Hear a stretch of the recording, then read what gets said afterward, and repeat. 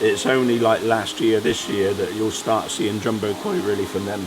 What's up guys, in this video I am with Koi Expert Mike Snaden in Japan, and in today's video he explains how you can select the best koi.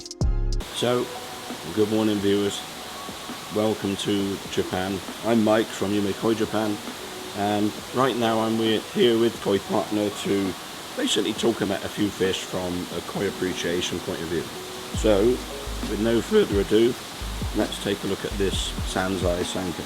So this one came to us is Nisai last spring and came to us measuring 55 cm, and she is now 68.5. This fish, I think, the body structure of this is fantastic. Now, I think this kind of fish is really easy to build up a nice body on in the future, to build up a big body. And I think sometimes it's quite easy to look at body structure of a koi and think, okay, this fish can make a really nice body later on, can build up a big body later on, but actually a lot of that is in the bloodline, and particularly with Sanki. Sanki are kind of notorious in my experience for, you have a young fish as Tosai or Nisai and you think, oh yeah, this bone structure is fantastic, this fish will put on a lot of body, it's going to look great when it's big. But actually, with Sanki, quite often you can be fooled by it, because when the fish grows up, you can very often end up with a fish that actually it grows huge, but it never ever puts on body, and that is quite a common problem with Sanki. This particular bloodline I absolutely love, because to me they are very, very consistent and very easy to build up body on. So even if the fish is slim and you're not quite sure, within the bloodline itself, it's just really easy to build the body with these fish. This body structure, like back shoulder pair of the fish, is really nice. Head's really nice, long in the face, broad in the mouth.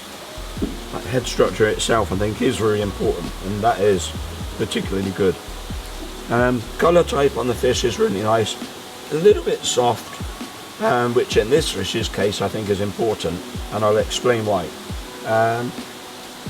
Keyword is really nice, and I think sachet style on whole is nice. Now, when I talk about the softness of the colour in this fish's case, if the colour is too hard, too red, too finished up, the colour can be difficult to maintain in that regard. This colour being a little bit softer, if you look closely at the fish, there's one or two scales, like here, where the colour is incomplete on the scales. So you've got this scale in particular, the colour's incomplete. This area is not really so much to worry about as too much now, but this area, this scale needs to fill in. With this kind of colour, that colour is much easier to creep and fill. If the colour's harder, then that kind of colour doesn't tend to develop, so you end up with a colour weakness that stays with the fish as the fish grows. Kiwa on this fish is really nice. It's really nice Maruzomi all the way through the fish. And with Sanki, Kiwa doesn't tend to change much. With Gahaku, it can creep and move around a lot. It can creep backwards into the fuka, into the net scale easily. With Sanki, the colour on the Kiwa areas tends to be a lot more fixed, so it doesn't tend to creep.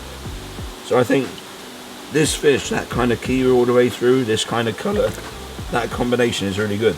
The rest of the sachet through the fish is ideal. All the way through is absolutely perfect. Now, the shoulder area on the fish, sachet's got a tendency to be a little bit deeper than it has further back on the fish. If it's on the shoulder, deeper sachet to me isn't such a big problem.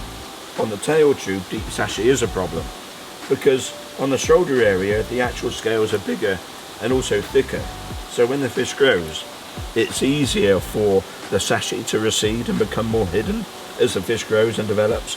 With the tail tube area of the fish, the scales are smaller and thinner, a lot thinner, so if you've got deep sachet on the tail tube area, it will often remain deep sachet no matter how big the fish gets.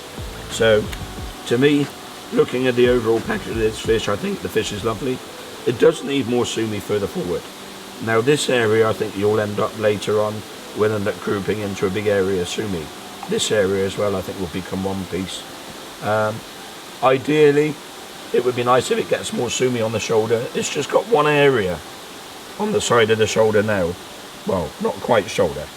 But if that area thickens up more and creeps up a little bit more, it'll make the fish all the more attractive, I think.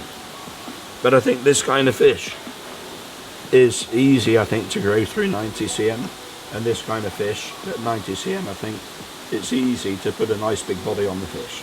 So for me, a very interesting fish for the future.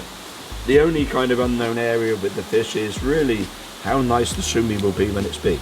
It's possible that maybe as there's a bigger fish, the sumi is going to be a little bit too overpowering, because the sumi style at the moment is a little bit wild, a little bit unpredictable. So the future of this is a little bit of a gamble, a very promising and interesting one, but a little bit unpredictable as far as sumi goes. But nonetheless, I think really interesting.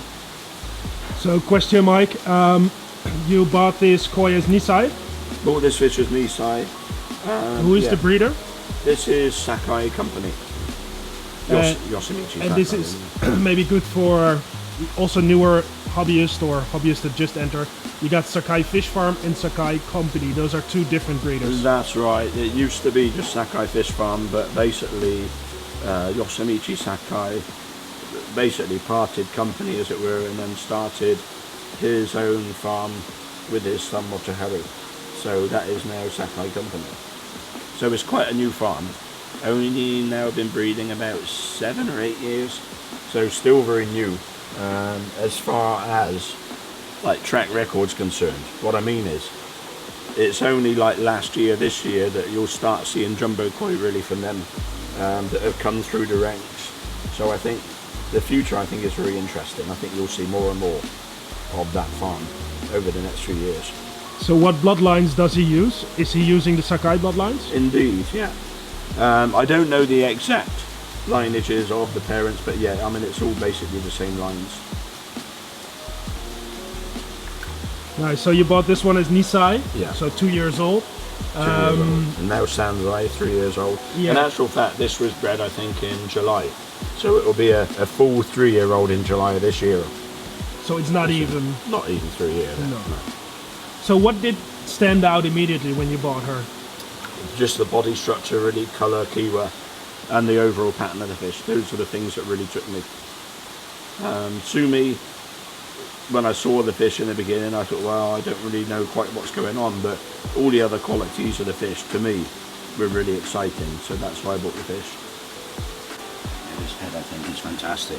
Like, head profile, where the head, like the profile rises up and meets the body, that aspect is really good.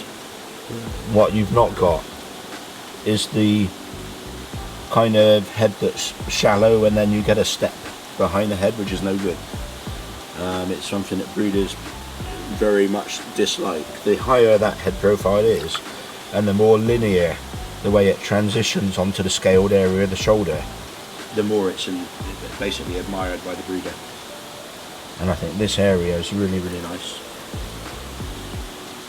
Nice. And now the big question for the people who are watching, hobbyists and dealers, is it still for sale? No, this is a customer fish. Okay. Yeah, sadly so. So if people want something similar like this, they have to contact you. Yeah, I mean, we always have these kind of fish, or hopefully so, but it's all about timing. So there are others swimming around here, so yeah. There's enough for everyone. Yeah, hopefully. Thank you. Thank you.